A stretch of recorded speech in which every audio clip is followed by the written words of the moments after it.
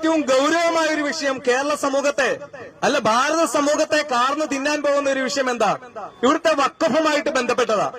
ആ വഖഫ് എന്ന് പറയുന്നത് ഇപ്പോൾ മീഡിയ ഹൈലൈറ്റ് ചെയ്യുന്ന പോലെ ഏതെങ്കിലും ഒരു മതവിഭാഗത്തെ പ്രതിക്കൂട്ടിൽ നിർത്താനോ അവർക്കെതിരെ കുറ്റാരോപണം നടത്താനോ അല്ല.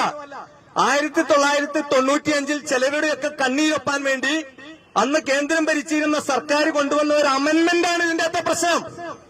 ഇന്നലെയും കൂടി നമ്മുടെ മന്ത്രിമാര് പറഞ്ഞു ഇത് ഒരു നിയമപ്രശ്നമല്ല, ഭൂമിയുടെ പ്രശ്നമാണ് എന്ന് പറഞ്ഞു.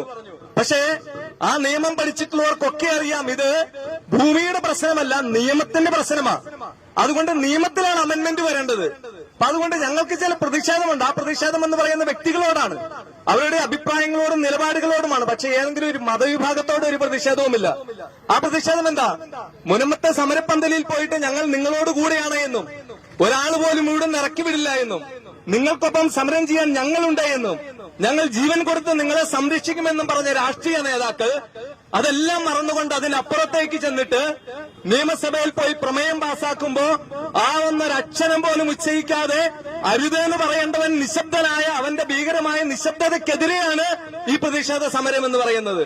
അത് മുനമ്പത്തെ ജനങ്ങളോടുള്ള ഐക്യദാർഢ്യം മാത്രമല്ല, അത് പിന്നെ എന്തുകൂടിയാ? ഏതൊരു കാര്യവും അറബിക്കടലിന് വരെയും അവകാശം ഉന്നയിക്കാൻ അധികാരം കൊടുക്കുന്ന ഒരു നിയമം രാജ്യത്തുണ്ടാക്കി വെച്ചിട്ട് അതിന്മേലൊരു അമെന്റ്മെന്റ് കൊണ്ടുവരാൻ വരുമ്പോ അയ്യോ പാടില്ല എന്ന് പറയുന്ന ഒരു വിഭാഗം ജനത്തിന്റെ നീതിബോധമില്ലായ്മയ്ക്കെതിരെയാണ് നമ്മൾ ഈ സമരം നടത്തുക. അപ്പൊ അതുകൊണ്ട് ഞാൻ വിചാരിക്കുന്നത് ഇവിടുത്തെ കത്തോലിക്കരോ ഹൈന്ദവരോ മറ്റു വിഭാഗങ്ങളോ ഇത്തരം കാര്യങ്ങളൊക്കെ പറയുമ്പോ ചില നിരീക്ഷകർ വരും, അയ്യോ നിങ്ങളങ്ങനെ സംസാരിക്കാനായിട്ട് പാടില്ല. കാരണം എന്താ? നിങ്ങളങ്ങനെ സംസാരിച്ചു തുടങ്ങിയാൽ ഇവിടുത്തെ സോഷ്യൽ ഫാബ്രിക്സ് അങ്ങനെ നശിപ്പിക്കുകയാണ്, സോഷ്യൽ ഫാബ്രിക്സ് കീഴിപ്പോവുക. ഇത്തരം ഒരു നിയമം നിലനിർത്തിക്കൊണ്ട് ഇവിടെ ഒരു സോഷ്യൽ ഫാബ്രിക്സിനെ സംരക്ഷിക്കാൻ കഴിയുമെന്ന് ഏതെങ്കിലും ഒരു രാഷ്ട്രീയക്കാരൻ വിചാരിക്കുന്നുണ്ടോ? അങ്ങനെ ഒരു രാഷ്ട്രീയക്കാരന് ചിന്തിക്കാൻ പറ്റാത്ത ഒരു കാര്യമാണ്. ആരാണ് ഇത്തരത്തിലുള്ള വർഗീയമായ മുതലെടുപ്പുകളിന് ചരട് വലിക്കുന്നത്? അവരാണ് ചിന്തിക്കേണ്ടത്, അല്ലാതെ നീതിക്ക് വേണ്ടി നിലവിളിക്കുന്ന ഇത്തരത്തിലുള്ള സംഘടനകളോ സംവിധാനങ്ങളോ അല്ല എന്നുള്ളതാണ്. അപ്പൊ അതുകൊണ്ട് ഒരു കാര്യം ഉറപ്പാണ്, ഇവിടുത്തെ മുസ്ലിം വിഭാഗങ്ങൾ പ്രത്യേകിച്ച് അവരെ ഞാൻ ഓർത്തുവോ, കാരണം അവരാണ് ഈ സമരത്തിനെതിരെ സംസാരിക്കേണ്ടവര്. കാരണം എന്താ? ഈ നിയമത്തെ ആഴത്തിൽ പഠിച്ചു കഴിഞ്ഞപ്പോൾ അതിന്റെ അകത്ത് മനസ്സിലാകുന്ന ഒരു കാര്യമുണ്ട്. ഏതെങ്കിലും ഒരു മുസ്ലിം നാമധാരിയുടെ കയ്യിലിരിക്കുന്ന സ്ഥലം മേടിക്കാൻ ഇനി കേരളത്തിൽ ആരും ധൈര്യപ്പെടില്ല എന്നുള്ളതാണ് കാര്യം. ഏതെങ്കിലും ഒരു മുസ്ലിം നാമധാരിയിൽ നിന്ന് സ്ഥലം മേടിക്കാനോ മുസ്ലിം നാമധാരി കൈവശം വെച്ചിരുന്ന ഒരു കാര്യം ഏറ്റെടുക്കാനോ ആരും ധൈര്യപ്പെടില്ല. കാരണം എന്താ? വഖഫാണെന്ന് പറയുമ്പോ, വഖഫ് എന്ന് പറയുമ്പോ അത് ഈ ദൈവത്തിന് വേണ്ടി കൊടുക്കുന്നതാ. അതില് ജസ്റ്റ് എല്ലാ കാലത്തും അത് അങ്ങനെ തന്നെ ആയിരിക്കണമെന്നാ. അപ്പൊ ഏതെങ്കിലും ഒരാൾ വാക്കാൽ വഖഫാണെന്ന് പറഞ്ഞാൽ മതി. അപ്പൊ വാക്കാൽ വഖഫാണെന്ന് പറഞ്ഞു കഴിഞ്ഞാൽ ഏത് ഡോക്യുമെന്റിൽ പോയിട്ടാ നോക്കുക? പൊസഷൻ സർട്ടിഫിക്കറ്റ് നോക്കിയാൽ പറ്റില്ല, കരം കെട്ടിയ റെസീറ്റിൽ നോക്കാൻ പറ്റില്ല, എൻകംപ്രൻസ് സർട്ടിഫിക്കറ്റിൽ നോക്കിയാൽ പറ്റില്ല, നോൺ അറ്റാച്ച്മെന്റ് സർട്ടിഫിക്കറ്റിൽ നോക്കിയാൽ പറ്റില്ല, അങ്ങനെ ലൊക്കേഷൻ സ്കെച്ച് നോക്കിയാൽ പറ്റില്ല. അങ്ങനെ ഏതെങ്കിലും ഒരു റവന്യൂ രേഖയിൽ നോക്കിയിട്ട് ഇത് വഖഫാണ് എന്ന് മനസ്സിലാക്കാൻ പറ്റാത്ത ഒരു സ്ഥിതി നിലനിന്നു കഴിഞ്ഞാൽ ഒരു മുസ്ലിം സഹോദരനോ സഹോദരിയോ വിചാരിക്കുമെന്ന് കരുതുന്നില്ല അവരുടെ സ്ഥലം മേടിക്കാൻ ആരെങ്കിലും വരുന്നു. അപ്പോ ഭീകരമായ ഒരു അന്തരീക്ഷം ഈ തേങ്ങാപ്പൂള് പോലെ ഇരിക്കുന്ന ശരാശരി മലയാളിയുടെ പേരിൽ വെറും 8 സെന്റ് മാത്രമുള്ള ഈ സംസ്ഥാനത്ത് നടപ്പാക്കാൻ വേണ്ടി വഴിതെളിക്കുകയാണ്. വഖഫ് നിയമത്തെ സംരക്ഷിക്കുമ്പോഴൊക്കെ മുസ്ലിം മതവിഭാഗത്തിന് വേണ്ടി കൊടുത്ത സ്ഥലമൊക്കെ ആരെങ്കിലും എടുത്തുകൊണ്ടു പോകണമെന്നോ അവർ കൊണ്ടുപോകണമെന്നോ ഇവിടെ ആർക്കും യാതൊരു അഭിപ്രായവുമില്ല. അങ്ങനെ ആർക്കെങ്കിലും അഭിപ്രായം ഉണ്ടെന്ന് തോന്നുന്നില്ല.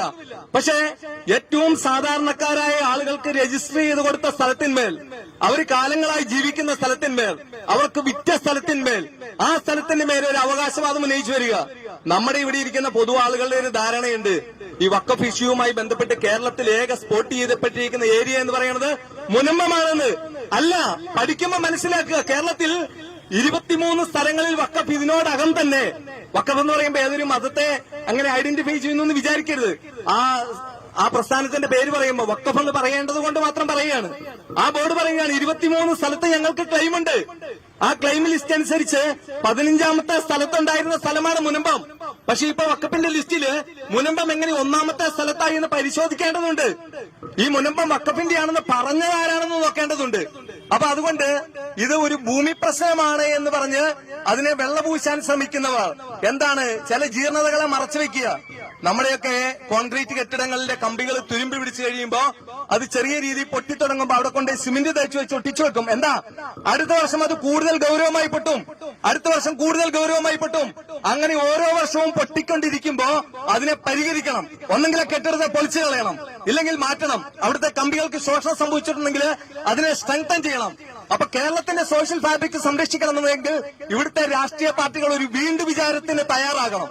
അത് കേരളത്തിൽ മാത്രം പോരെ, കേന്ദ്രത്തിലും വേണം. എന്തുകൊണ്ടാണ് ഈ പല നിയമങ്ങളും ഭാരത രാജ്യത്തിൽ നടപ്പാക്കിയ ഒരു ഭരണകൂടത്തിന് വഖഫ് പോലെ ഒരു വിഷയത്തിൽ വളരെ എളുപ്പമായിട്ട് എടുക്കാൻ പറ്റുന്ന ഒരു സമീപനം എന്തുകൊണ്ടാണ് എടുക്കാത്തതിന്റെ പിന്നിൽ ഒരു വിഷയമുണ്ട്. ആ വിഷയം ഇതാണ്: ഓരോ തെരഞ്ഞെടുപ്പിനും ഏതെങ്കിലും ഒക്കെ വിഷയങ്ങൾ വേണം. ആ വിഷയങ്ങൾ കൊണ്ടുവന്നാൽ മാത്രമേ ഇവിടുത്തെ ജനങ്ങൾ തമ്മിൽ തല്ലുകയും തെരുവിലിറങ്ങുകയും ചെയ്യുള്ളൂ. അപ്പൊ അതുകൊണ്ട് വളരെ ഈസി ആയിട്ട് സർക്കാരുകൾക്ക് ഇല്ലെങ്കിൽ ഉത്തരവാദിത്തപ്പെട്ടവർക്ക് ഭരണകൂടങ്ങൾക്ക് ചെയ്യാവുന്ന ഒരു കാര്യത്തിൽ അവരുടെ ഒരു തീരുമാനം വേണമെന്ന് പറയാൻ വേണ്ടിയിട്ടാണ് ഇന്നിവിടെ കൂടിയിരിക്കുക.